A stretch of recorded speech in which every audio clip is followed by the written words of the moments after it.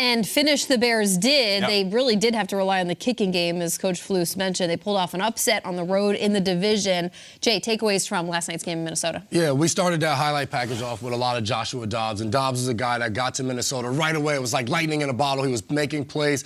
And it's like when you first start dating someone, you got matched up with someone that you weren't familiar with, weren't friends before, anything of that nature. You meet them, everything is brand new. Every time they do something, you're surprised, like, oh my goodness, where was this wonderful person my entire life? So fresh. It's amazing. Infatuation, the whole nine. And then time goes on, how you say tick, tick, tick, tick, tick, tick, tick, tick, tick. Next thing you know, you move in. And you're just like, my goodness, they don't put their dirty clothes in the hamper, they just put them on the floor. They don't fold everything up. All of these nasty habits, and that's what the Dobbs experience was last night. That was kind of the culmination of it all. We got to see him early on where he didn't really know the playbook. He's running around, he's making plays with his feet. Everything is off schedule. Even Kevin O'Connell said last night after the game, sometimes we forget, like he hasn't had that much time in our system. He doesn't understand our entire passing game, and that's what you saw at times where he's just holding the ball last night, trying to make a play, running around, forcing the ball into coverage. You can tell he's still learning that offense. The question for the Vikings now is, do you continue to move forward with Dobbs? Going into their bye week, O'Connell said, we don't know. We're going to evaluate everything. They have Jaron Hall, a rookie there that they brought in. He was the guy that was starting when Dobbs was brought over. He gets injured, Dobbs gets in, and he kind of takes it away. After 4 interceptions, you have to start to really think about it. Do we put the rookie in? The guy that we brought in, we've been grooming this entire time. He's learned our system here throughout training camp. It may be time to give him an opportunity to see what he can do.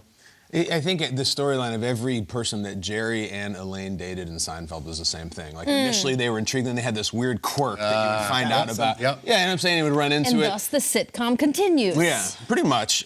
Listen, I'm happy for the Bears that they got a win. It was the first divisional win. It's a terrible streak. Like, it was a little bit of goodwill, even though they didn't score a touchdown. Is Justin Fields the Bears quarterback of the future? Like, is he the guy moving forward? I'm asking everybody at home, because I don't think the Bears know. I don't know. I don't think anybody knows. Understand, there's every force has an equal and opposite force in going against it, Newton or whatever. Everybody who says, like, I don't know, Fields doesn't take care of the ball, they didn't score a touchdown, it's always like, the O-line is terrible, okay? The coaches are terrible. They called 73 screen passes last night. They're not letting him. He's in his end of his 3rd year. We've seen a lot of football from him, and yet I still think we have no idea. To understand the context of where we're going, we have a very, very, very, very, very loaded draft class coming out. Bring up the draft order right now, because we saw the Bears won last night, and like I've said it many times, the most underappreciated storyline in the second half of the season is what's going to happen with Justin Fields. Yeah. They have the #1 overall pick, as long as Carolina start winning. They got the #4 pick that they're now, kind of flirting with because they won. The Giants, the Patriots, the Cardinals, who the hell knows what's going to happen with them? But I think that is such a standstill in terms of what do we do with him, what do we not do with him? And I have to shout out NFL.com writer Nick Shook, who I think in 2 sentences summed it up perfectly. This is what Nick wrote about the game last night.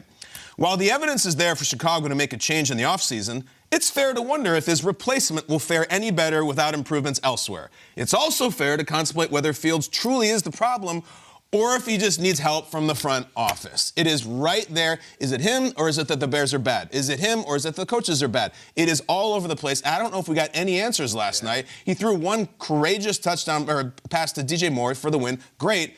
Are they sticking with him if they're sitting there at the #1 overall pick and all those guys are saying they're going to say, no, we love Justin so much despite the terrible record? I don't know. If you're asking me, putting me on the point right now, I would say it's going to be very difficult to look at one of those guys and pass on them for a quarterback that's lost this much. Here's my push to you. So yes. In the previous episodes of this show and sitcom talk, it has been Fields plays awesome, but they don't win. Right.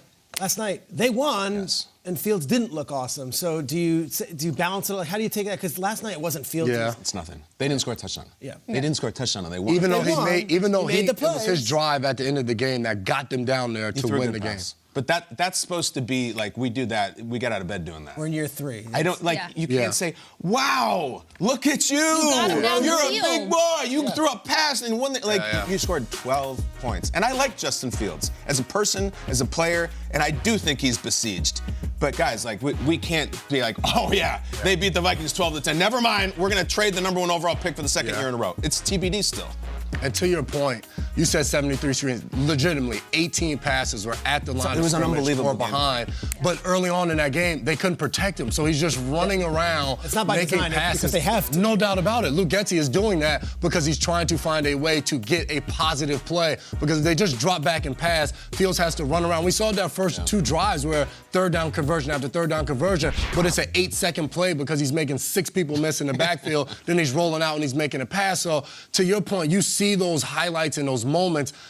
I think it has less to do about Fields and more about the draft position, where to your point, if you have the first overall pick 2 years in a row, you may love Justin Fields. You think it's the guys around him, but it's just like you're watching film, and it's always that potential and that unknown that what could be for a general manager or a head coach that you go for. Or potentially 2 in the top 5. That's really hard to ignore. I find the Vikings are in a very precarious situation, and there was a moment last night that I think is just like a really zoomed in look on how they're supposed to handle the next 4 to 5 weeks of their life, which is, do we play it safe?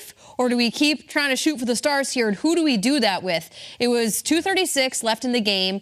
It was 4th and 5, and they try to get the Bears to jump off sides. They try to have a 61-yard field goal attempt move 5 yards closer to make it easier on Greg Joseph, despite the 61-yarder being a Greg Joseph career long. Not that he hit that 5 years ago. He hit that last December. I think he could have done it. They take the delay of game. They punt this ball away. They put the Bears on the 26, and the Bears march down and hit the game-winning field goal.